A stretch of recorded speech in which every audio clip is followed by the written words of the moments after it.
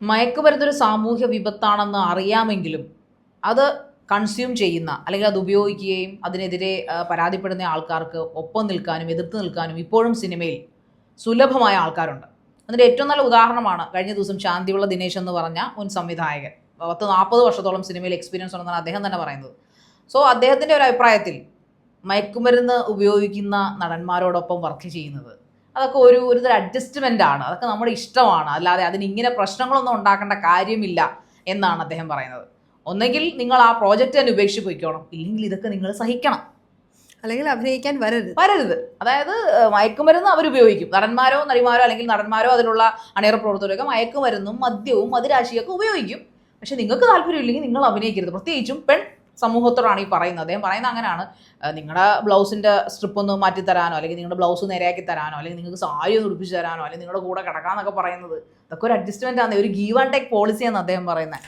അല്ലെങ്കിൽ താല്പര്യം ഇല്ലാന്നുണ്ടെങ്കിൽ നേരെ അപ്പൊ തന്നെ പറയണം, അല്ലെങ്കിൽ ഒരു നോട്ടം കൊണ്ടാണല്ലോ നിർത്തണം എന്നൊക്കെയാണ് പറയുന്നത്. അതെ, നോട്ടം കൊണ്ട് നിർത്താൻ പറ്റുന്ന ആൾക്കാരല്ലായിരിക്കും ഓപ്പോസിറ്റ് സൈഡിൽ നിൽക്കുന്നത്. ഇപ്പൊ തന്നെ അദ്ദേഹം വിൻസിയെ കുറിച്ച് പറയുന്നത് ഒരു നടി എന്നാണ് അദ്ദേഹം പറയുന്നത്. എന്തായാലും നമുക്കറിയാം ആരെ കുറിച്ചാണ് പറയുന്നതെന്ന്. സിനിമ എല്ലാ ചിത്രീകരണമൊക്കെ കഴിഞ്ഞു മാസങ്ങൾക്ക് ശേഷം അവരൊരു പള്ളിയിലോ അമ്പലത്തിലോ ഒക്കെ പോയിരുന്നുകൊണ്ട് പറയുന്നതിന് നല്ലത് അപ്പോൾ അവർക്ക് പ്രതികരിക്കാമായിരുന്നില്ലേ? അപ്പോൾ എന്തുകൊണ്ടാണ് ഇപ്പോൾ വിൻസി ആണെങ്കിലും ഇപ്പോൾ ഷൈൻ ടോം ആണ് അല്ലെങ്കിൽ ശ്രീനാഥ് ബാസിയാണ് ഓപ്പോസിറ്റ് നിൽക്കുന്നത് അല്ലെങ്കിൽ അതിന് തൻ്റെ ഒരു നായകനായിട്ട് വരുന്നതെന്ന് അറിഞ്ഞാൽ ശരി, ശ്രീനാഥ് ബാസിയാണോ, എനിക്ക് വേണ്ട, പുള്ളി മയക്കുമരുന്ന് അഡിക്റ്റ് ആണ്, അല്ലെങ്കിൽ ഷൈൻ ടോം ചാക്കാണ് വേണ്ട, അല്ലെങ്കിൽ വേണ്ട എന്ന് പറഞ്ഞ് ഇട്ടിട്ട് പോകണം. അതായത് ആ ഒരു പ്രോജക്റ്റ്, അവരുടെ ഒരു വയറ്റിപ്പഴപ്പ് അല്ലെങ്കിൽ അവരുടെ ഒരു കരിയർ, അത് ശ്രീനാഥ് ബാസിയെ മാറ്റത്തില്ല, ഷൈൻ ടോമിനെ മാറ്റത്തില്ല, വിൻസി അല്ലെങ്കിൽ വിൻസിയെ പോലുള്ള നടിമാർ മാറിപ്പൊയ്ക്കണമെന്നാണ് ശാന്തിവിള ദിനേശ് അണ്ണൻ്റെ ഒരു അഭിപ്രായം. എന്ത് പറയുന്നു പറഞ്ഞു? അല്ല, അത് പല കാര്യങ്ങൾ പറഞ്ഞിട്ടാണല്ലോ ഇത് പറയുന്നത്. അഭിപ്രായം ഒന്നും പറയാനില്ല, നമുക്ക് എന്താണല്ലോ യോജിപ്പില്ലാത്തൊരു അഭിപ്രായം തന്നെയാണ്. അതിനെപ്പറ്റി കൂടുതലൊന്നും പറയാനില്ല. അത് കേൾക്കുന്ന ഏതൊരാൾക്കും ആ ആങ്കർ തന്നെ ആ ചോദ്യം ചോദിക്കുന്നതിന് തന്നെ പല രീതിയിലും പറയാൻ ശ്രമിക്കുമ്പോൾ അതിനെല്ലാം കൗണ്ടർ ചെയ്തുകൊണ്ട് പറയാൻ എങ്ങനെയാണ് ഇങ്ങനെ പറയാൻ കഴിയുന്നതെന്ന് എന്ന് ശരിക്കും ആലോചിച്ചു. അതിനകത്ത് ഒരു എക്സാമ്പിൾ പറഞ്ഞത് ആ ഒരു ഫുൾ ടൈം ഏകദേശം എനിക്ക് തോന്നുന്നു ഒരു 18 മിനിറ്റോളം ഉണ്ടല്ലേ ശരിക്കും. ആ 18 മിനിറ്റിൽ കുറഞ്ഞതൊരു 12 മിനിറ്റെങ്കിലും ഷൈൻ ടോം ചാക്കോയെ വെളുപ്പിക്കാൻ വേണ്ടിയും ആളുടെ നല്ല കാര്യങ്ങളും ഒക്കെ കുറേ അധികം എന്താ എനിക്ക് ഇനി വല്ല പൈസ വാങ്ങിയിട്ടുണ്ടോ എന്ന് പോലും തോന്നിപ്പോവും. പക്ഷേ ആയിക്കോട്ടെ, നല്ലൊരു വ്യക്തിയായിരിക്കാം, നല്ല അച്ചടക്കം പാലിക്കുന്നുണ്ടാവും, ഷൂട്ടിംഗ് സെറ്റിൽ കൃത്യനിഷ്ഠ കാണും. പക്ഷെ അത് ആ പ്രൊഫഷൻ്റെ മര്യാദയാണ്, എല്ലാവരും ചെയ്യേണ്ട കാര്യമാണ്. ഷൈൻ ടോം ചാക്കോ എന്ന് പറയുന്ന ഒരു വ്യക്തി മാത്രം അത് ചെയ്യുന്നുണ്ടെങ്കിൽ അത് സിനിമാ മേഖലയുടെ പരാജയമാണ്, അല്ലാതെ അതിനെ വലിയ ഹൈപ്പിൽ പറയേണ്ട കാര്യമില്ല. എല്ലാ തൊഴിലിടങ്ങളിലും അങ്ങനെയാണ്, അതിന് ഒരു കൃത്യനിഷ്ഠതയുണ്ടാവും. അല്ലെങ്കിൽ ആ സമയത്ത് വരുന്നു, വേറെ എന്താ പറയുക, പൈസ എല്ലാവരെയും പോലെ കൂട്ടി ചോദിക്കില്ല. സ്റ്റാർട്ടം ഉണ്ടെങ്കിൽ ഒരുപാട് പൈസ ചോദിക്കില്ല. പൈസ എല്ലാം ചോദിക്കുമ്പോൾ കൊടുക്കാനിരുന്നിട്ടില്ലേ, 4 തവണ ചോദിക്കുമ്പോൾ കൊടുക്കാതിരുന്നു കഴിഞ്ഞാൽ ആ അർഹിക്കുന്ന എമൗണ്ട് കൊടുത്താൽ മതിയല്ലോ. പക്ഷെ ആ തുടക്കം മുതൽ ഈ ഷൈൻ ടോം ചാക്കോയുടെ നല്ല കാര്യങ്ങൾ, നല്ല സൈഡ് ഉണ്ടാവാം, തീർച്ചയായിട്ടും ഉണ്ടാവും, ഇല്ലയെന്നൊന്നും പറയുന്നില്ല. അതോടൊപ്പം തന്നെ പറഞ്ഞ മറ്റൊരു കാര്യം എനിക്ക് ശരിക്കും ഞെട്ടലുണ്ടാക്കി. വളരെ കൂളായിട്ടാണ് അദ്ദേഹം പറയുന്നത്. അതായത് ശ്രീനാഥ് ബാസി ഒരു ഫാമിലി സീൻ ഷൂട്ട് ചെയ്തുകൊണ്ടിരിക്കുന്നതിനിടയ്ക്ക് പെട്ടെന്നൊരു കോള് വരുന്നു. ആ കോള് കേട്ട് വെളിയിൽ നിന്ന് കാർ എടുത്തുകൊണ്ട് പോകുന്നു. പോയി നിന്നത് എവിടെയാ? മലേഷ്യയിലാണ് പോകുന്നത്. എന്താ ഇത്തരത്തിലുള്ള ലഹരിമരുന്ന് അവിടെ വില കുറച്ച് കിട്ടുമെന്ന് പബ്ലിക്കായിട്ട് ആ ഒരു പ്ലാറ്റ്ഫോമിൽ ഇരുന്ന് പറയുകയാണ്. അതായത് ഇപ്പോഴാണ് അതായത് അങ്ങനെ സംഭവം നടന്നിട്ട് എന്തുകൊണ്ട് ശ്രീനാഥ് ബാസിയുടെ പേര് പറയുന്നില്ല, അല്ലെങ്കിൽ ശ്രീനാഥ് ബാസിയെ കുറിച്ച് ആരും സംസാരിക്കുന്നില്ല? ഇങ്ങനെയുള്ള സംഭവങ്ങൾ സിനിമാ മേഖലയിൽ നടക്കുന്നുണ്ട്. അതായത് ഈ മേഖലയ്ക്കുള്ളിൽ നിന്നുകൊണ്ട് തന്നെ ഈ മേഖലയ്ക്കകത്ത് നടക്കുന്ന എല്ലാ കാര്യങ്ങളും അറിഞ്ഞുകൊണ്ട് തന്നെ കണ്ണടയ്ക്കുന്ന വ്യക്തികളിൽ ഒരാളാണ് ഈ പറയുന്ന ആളും, അല്ലേ? അത് മാത്രമല്ല, ഇപ്പൊ ഈ വിൻസി അലോഷ്യസ് എന്ന് പറയുന്നത് അവർ തന്നെ പറഞ്ഞു സാധാരണ ഫാമിലിയിൽ നിന്ന് ഒരു നടിയാണ്. അവർക്ക് ബാക്ക്ഗ്രൗണ്ട് വേറെ ആരും അവരുടെ അമ്മുമ്മയോ അപ്പൂപ്പനോ അല്ലെങ്കിൽ അവരുടെ അച്ഛൻ സംവിധായകനോ അമ്മ പാട്ടുകാരിയോ ഒന്നുമല്ല. അവർ സിനിമാ ഫാമിലിയിൽ നിന്ന് വന്നൊരു വ്യക്തിയായിരുന്നില്ല. അവർ ഒരു സോഷ്യൽ പ്ലാറ്റ്ഫോമിൽ വന്നുകൊണ്ട് ഒരു മത്സരാർത്ഥിയായി വന്ന് അതിലൂടെ സിനിമയിലേക്ക് കയറി, കഴിവുകൊണ്ട് സിനിമയിൽ കയറിയ ഒരു നടിയാണ് ഈ വിൻസി അലോഷ്യസ്. സ്വാഭാവികമായിട്ടും അവർക്ക് സിനിമയുടെ ഉള്ളുകളികൾ മനസ്സിലാക്കാൻ വൈകിട്ടുണ്ടാവാം, ഇല്ലെങ്കിൽ അവരെ പറഞ്ഞ് ആരെങ്കിലും ഭീഷണിപ്പെടുത്തിയിട്ടുണ്ടാവാം. അതായത് ഇതിനു മുമ്പ് കൊക്കൈൻ കേസിൽ പ്രതിയായ ഒരാളാണ് ഷൈൻ ടോം. എന്നിട്ട് അവൻ എന്ത് സംഭവിച്ചു?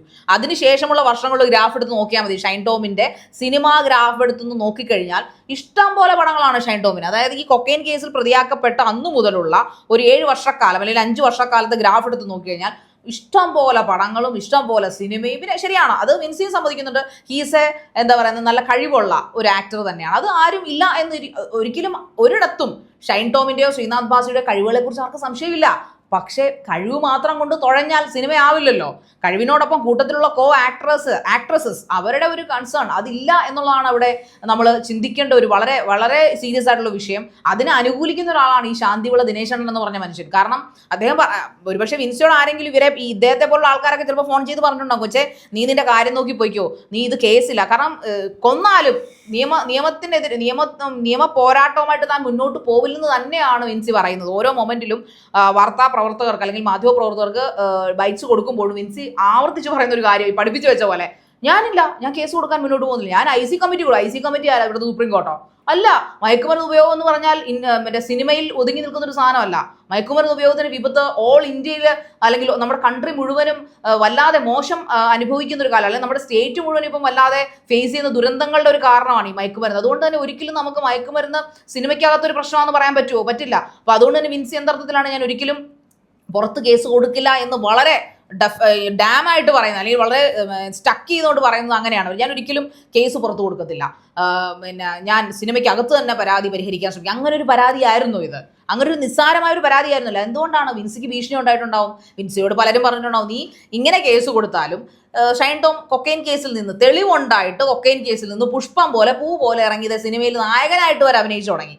അപ്പോൾ നീ പറയപ്പെടുന്ന സാധനത്തിന്റെ തെളിവുകളില്ല, കയ്യിൽ മയക്കുമരുന്ന് വെച്ച് പിടിച്ചിട്ടില്ല, അപ്പൊ പിന്നെ എങ്ങനെ ശിക്ഷിക്കപ്പെടും? അതുകൊണ്ട് നിന്റെ കരിയറെ തൊലഞ്ഞു പോകത്തുള്ളൂ കൊച്ചേ എന്ന് ആരെങ്കിലും ആ കൊച്ചിനെ ഉപേക്ഷിച്ച് അത് ആരെങ്കിലും അല്ല, ഒരുമാതിരിപ്പെട്ട എല്ലാവരും തന്നെ ഈ മേഖലയുമായിട്ട് ബന്ധമുള്ള പലരും, അതായത് സീനിയേഴ്സ് എന്ന് പറഞ്ഞ് നടക്കുന്ന അല്ലെങ്കിൽ ആ ഒരു തലക്കനത്തോടെ നടക്കുന്ന ഒരുപാട് പേര് ഈ മേഖലയിൽ ഉണ്ടാവും. ഇവർക്കൊക്കെ ഇപ്പൊ ഇത്രയും സീനിയേഴ്സ് ആയിട്ടുള്ള ഇദ്ദേഹത്തെ പോലുള്ള ആളുകൾ അടക്കം പണ്ട് മുതലേ അല്ലെങ്കിൽ ഇന്ന സമയം തൊട്ടേ ഇവിടെ ഇങ്ങനെയൊക്കെ ആണ് എന്നുള്ള രീതിയിലാണ്. പൂർണ്ണമായിട്ടും അങ്ങനെ തന്നെ വെളിപ്പെടുത്തിയിട്ടില്ല, പക്ഷെ എങ്കിലും ആ ഒരു സംസാരത്തിൽ നിന്ന് മനസ്സിലാക്കുന്ന ഒരു ധ്വനി എന്ന് പറയുന്നത് മലയാളം സിനിമ ഇൻഡസ്ട്രി എന്ന് പറയുന്നത് ഇന്നും ഇന്നലെ അല്ല, തുടങ്ങിയ കാലഘട്ടം മുതലേ ഏറെക്കുറെ ഇങ്ങനെയൊക്കെ തന്നെയാണ് എന്ന് പറഞ്ഞു വെക്കുന്ന രീതിയിലാണ്. അപ്പോൾ അങ്ങനെ ഒരു സംഭവം ഉണ്ടാവുമ്പോൾ തീർച്ചയായിട്ടും അത്രയും തലമുതിർന്ന ആളുകൾക്ക് അന്നേ നടക്കുന്നതാണെന്ന് അറിഞ്ഞിട്ടും അവരൊക്കെ അന്ന് നിശബ്ദത പാലിച്ചു. ഇന്നത്തെ ആളുകൾ, അതായത് ഇന്നത്തെ ജനറേഷൻ എന്ന് പറയുന്നത് വാ മൂടിക്കെട്ടിയിരിക്കുന്ന ആളുകളല്ല, സ്വാഭാവികമായിട്ടും പ്രതികരിക്കും അല്ലെങ്കിൽ പറയും. അങ്ങനെ പറയുന്നവരെ പോലെ അടിച്ചിരുത്തുന്ന ഒരു നിലപാടും നടപടിയുമാണ് എല്ലാ കാര്യത്തിലും ഉണ്ടായിക്കൊണ്ടിരിക്കുന്നത്. ആ സെയിം സംഭവം തന്നെയാണ് ഇവിടെ സംഭവിച്ചത്. വിൻസി അലോഷ്യസ് എന്ന് പറയുന്ന വ്യക്തി ഈ കാര്യം തുറന്നു പറഞ്ഞ് രംഗത്തേക്ക് വന്നപ്പോൾ സാധാരണക്കാരിലും സാധാരണക്കാരായവരും ഒപ്പം അഭിനയിച്ചവരും, അതായത് സഹപ്രവർത്തകരും അടക്കം നിരവധി ആളുകൾ അവരെ പിന്തുണച്ചുകൊണ്ട് വന്നിരുന്നു. പക്ഷേ അവരൊറ്റയടിക്ക് നിലപാട് മാറ്റിയിട്ടുണ്ടെങ്കിൽ അതിന് പിന്നിൽ തക്കതായ റീസൺ ഉണ്ടാവും. അതോടൊപ്പം തന്നെ ബ്രെയിൻ വാഷിംഗ് എന്ന് പറയുന്ന ഒരു സംഭവം നല്ല രീതിയിൽ നടന്നിട്ടുണ്ട്. ഇപ്പം വിൻസി എന്ന് പറയുന്ന വ്യക്തിക്കും ഷൈൻ്റെ അഭിനയത്തോടോ അല്ലെങ്കിൽ ബാക്കിയുള്ള കാര്യങ്ങളോടോ ഒന്നും ഒരു വിരോധവും ഇല്ല. അത് വിൻസിക്ക് മാത്രമല്ല ആർക്കുമില്ല, നല്ല അഭിനയം തന്നെയാണ്, അതിനകത്തൊന്നും ഒരു തർക്കമില്ല. പക്ഷേ ഈ ഒരു ലഹരിയുമായിട്ട് ബന്ധപ്പെട്ട കേസ് വരുമ്പോൾ നമുക്കറിയാം ദിവസേന നമ്മുടെ നാട്ടിൽ എന്തോരം ക്രൈമുകളാണ് നടക്കുന്നത്. അല്ലാതെ ലഹരി ആരെങ്കിലും ഉപയോഗിക്കുന്നതുകൊണ്ട് ആർക്കും ഒരു ദോഷവും ഇല്ലെങ്കിൽ നമ്മുടെ നാട്ടിൽ ഇത് ബാൻ ചെയ്യേണ്ട ആവശ്യമില്ലല്ലോ. അത് അങ്ങനെ ബാൻ ചെയ്തിട്ടും അത് ഇത്രയേറെ ഇവിടെ കടത്തപ്പെടുന്നുണ്ട് എങ്കിൽ അതിനുള്ള ഉപഭോക്താക്കൾ എന്ന് പറയുന്ന അത്ര വലിയ രീതിയിലാണ്. അതുകൊണ്ട് തന്നെ ഈ ക്രൈമുകളും അല്ലെങ്കിൽ നമ്മുടെ നാട്ടിൽ നടക്കുന്ന അതിക്രമങ്ങൾക്കൊന്നും ഒരു കുറവ് വരത്തില്ല. അപ്പോൾ ഈ അതിക്രമങ്ങൾ കുറയാനും നമ്മുടെ ക്രമസമാധാനം നിലനിർത്താനും വേണ്ടിയാണ് ഇത്തരം വസ്തുവകകൾ, അതായത് ലഹരി മരുന്നുകൾ ഉപയോഗിക്കരുത് എന്ന് പറയുന്നത്. അല്ലാതെ സിനിമാ മേഖലയോട് നമുക്ക് വിരോധമുണ്ടായിട്ടോ അല്ലെങ്കിൽ മറ്റു മേഖലകളോടോ മറ്റ് വ്യക്തികളോടോ വിരോധമുണ്ടായിട്ടല്ല. ഈ സാധനം ഇത് കൺസ്യൂം ചെയ്യുമ്പോൾ സ്വാഭാവികമായിട്ടും നമ്മുടെ ഒരു സ്വബോധം നഷ്ടപ്പെട്ട് നമ്മൾ എന്താണ് ചെയ്യുന്നതെന്ന് നമുക്ക് പോലും അറിയാൻ പറ്റാത്തൊരു അവസ്ഥകളിലൂടെയൊക്കെ കടന്നു പോകുമെന്ന് നമ്മൾ അറിയുന്നു.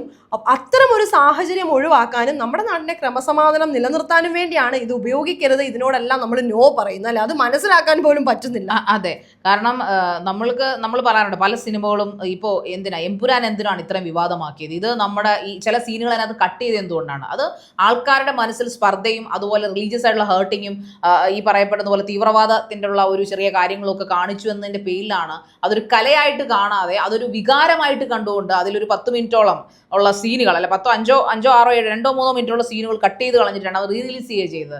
അത്രയും ബ്രഹ്മാണ്ഡമായിട്ടൊരു കലയെ. അപ്പോൾ സിനിമ എന്ന് പറയുന്നത് എത്രത്തോളം മനുഷ്യരിൽ സ്വാധീനം ഉണ്ടാക്കുമെന്ന് നമുക്കിതിൽ നിന്ന് ഇങ്ങനെയാണ് നമ്മുടെ രാജ്യം ചിന്തിക്കുന്നത്. നോട്ട് ഇന്ത്യ ഓൺലി, നമ്മുടെ കേരളം മാത്രമല്ല, ഇന്ത്യ ഉൾപ്പെടെ ഉള്ള എല്ലാ ആൾക്കാരും, ഇന്ത്യയിലുള്ള ആൾക്കാർ അല്ലെങ്കിൽ ഇന്ത്യയിലുള്ള ഇന്ത്യൻ സമൂഹം ചിന്തിക്കുന്നത് അങ്ങനെയാണ് സിനിമ എന്ന് പറയുന്നത്. അത്രമാത്രം ഡീപ്പസ്റ്റ് ആയിട്ടൊരു സ്വാധീനം, ഒരു ഇൻഫ്ലുവൻസ് മനുഷ്യരിൽ ചെലുത്താൻ സാധിക്കും, മനുഷ്യ സമൂഹത്തിൽ ചെലുത്താൻ സാധിക്കും എന്ന് വിശ്വസിക്കുന്നു മലയാള സിനിമ എന്ന് പറയുന്നത്. സോ അപ്പോൾ മലയാള സിനിമ ഇൻഡസ്ട്രി കാണിക്കുന്ന എന്തൊരു തോന്നിയവാസവും നമ്മളാൽ ശ്രദ്ധിക്കപ്പെടും. അത് സിനിമ നടന്മാർ ചെയ്യുന്നതായാലും സിനിമ ചെയ്യുന്നതായാലും നമ്മളിൽ അത് സ്വാധീനിക്കപ്പെടും. അങ്ങനെ സ്വാധീനിക്കപ്പെടുന്നതുകൊണ്ടാണ് ഈ മയക്കുമരുന്ന് എന്ന് പറഞ്ഞതിൻ്റെ ഒരു കൂടാരം അല്ലെങ്കിൽ ഒരു ഏറ്റവും കൂടുതൽ ഫെർട്ടൈൽ ആയിരുന്ന ഒരു വിളനിലമായി മാറുന്നത് മലയാള സിനിമ ഇൻഡസ്ട്രി തന്നെയാണെന്ന് പറയുന്നത്. അതുകൊണ്ടാണ് അവിടെയാണ് ഇത് ആദ്യം തടയിടേണ്ടതെന്ന് പറയുന്നത്. ഇപ്പോൾ പറയുന്ന പോലെ നടൻ വിനയനോ അല്ലെങ്കിൽ സിബി മലയിലോ ഒക്കെ ചോദിക്കുന്ന പോലെ എന്തുകൊണ്ട് ഷൂട്ടിംഗ് തുടങ്ങുന്നതിന് മുമ്പ് ഷൂട്ടിംഗ് ലൊക്കേഷനിൽ ഒരു പരിശോധന നടത്തുന്നില്ല, അല്ലെങ്കിൽ ഷൂട്ടിംഗ് സെറ്റിലുള്ള ആൾക്കാരുടെ ക്യാരവനോ ഇങ്ങനെ സംശയാസ്പദമായിട്ടുള്ള ഒരു നാണക്കേടായിട്ട് കരുതണ്ട, അതൊരു ചെക്കിംഗ് ആയിട്ട് നമ്മളിപ്പോൾ ചെക്ക് പോസ്റ്റിലൊക്കെ ചെക്കിംഗ് നടത്തുന്ന പോലെ സിനിമ തുടങ്ങുമ്പോൾ സിനിമ ഇൻഡസ്ട്രിയിൽ ഇങ്ങനെ പാടെ ഒരു നാണക്കേടുള്ള സ്ഥിതിക്ക് എല്ലാവരുടെയും ബാഗുകളും അവരുടെ ഹോട്ടൽ റൂംസും ഒക്കെ ഒന്ന് പരിശോധിക്കണം. അപ്പോൾ ഇച്ചിരി പേടി വരും, ഇച്ചിരി നാണക്കേടും പേടിയും ഒക്കെ വരും. അങ്ങനെ ഉണ്ടെങ്കിൽ ഇങ്ങനെയുള്ള കാര്യങ്ങൾ കുറേയധികം അച്ചടക്കം പാലിക്കും. കാരണം മയക്കുമരുന്ന് അത് സിനിമാ നടനായിക്കോട്ടെ, അത് സാധാരണക്കാരനായിക്കോട്ടെ, എല്ലാം ഹ്യൂമൻ ബീയിങ്സ് ആണ്. അവരുടെ പ്രജ്ഞയും അവരുടെ മസ്തിഷ്കത്തെയൊക്കെയാണ് ഇത് ബാധിക്കുന്നത്. ഇതുമൂലം ഇതിന്റെ ഒരു പ്രചോദനം, ഇവർ വീട്ടിലകത്തിരുന്ന് ഇവർ ആരും അല്ലാതിരുന്ന് ഉപയോഗിച്ചാൽ ആരും അറിയാൻ പോകുന്നില്ല. ബട്ട് ഇവർ സിനിമാ നടന്മാരാണ്, ഇവർ ഇങ്ങനെ പലതും അടിച്ചിട്ടാണ് ചെയ്യുന്നതെന്നുള്ളൊരു തോന്നൽ യുവതലമുറയ്ക്ക് ഉണ്ടാകുന്നുണ്ട്. അതുകൊണ്ടാണ് സിനിമയിൽ കാണിക്കുന്ന പലതുമാണ് പിന്നീട് അനുകരണമായിട്ട് മാറുന്നതും അത് വലിയ അപകടങ്ങളിലേക്ക് എത്തുന്നതും. പല കൊലപാതകങ്ങളുടെയും പിന്നിൽ പല സിനിമകളും പ്രേരകങ്ങളായിട്ടുണ്ട്. അതില്ല എന്ന് പറഞ്ഞാൽ നമ്മൾ സ്ഥിരം ചോദിക്കുന്നുണ്ട്, സിനിമ നല്ല സിനിമകൾ ഇട്ടാൽ അത് നമ്മളത് അനുകരിക്കാറുണ്ടോ? ഇന്നത്തെ സമൂഹത്തിന്റെ ഒരു രീതി അതാണ്, നെഗറ്റീവ് അനുകരിക്കുന്നതാണ് ഈ ജനറേഷന്റെ ഒരു പ്രത്യേകത. അതുകൊണ്ട് തന്നെയാണ് മയക്കുമരുന്നിൽ ഏറ്റവും അധികം അച്ചടക്കം പാലിക്കേണ്ടത് സിനിമ ഇൻഡസ്ട്രിയാണെന്ന് ഇപ്പോൾ ആൾക്കാർ ഈ പറയപ്പെടുന്ന പോലെ പറഞ്ഞുകൊണ്ടിരിക്കുന്നത്. അതുകൊണ്ട് ശാന്തിവിള ദിനേശ് എത്ര ഇനി വെള്ളപൂശാൻ ശ്രമിച്ചാലും ഈ പറഞ്ഞതെല്ലാം തന്നെ, ഈ കാണിച്ചു കൂട്ടുന്നതെല്ലാം തന്നെ റോങ് തന്നെയാണ്, അതിലൊരു സംശയവുമില്ല.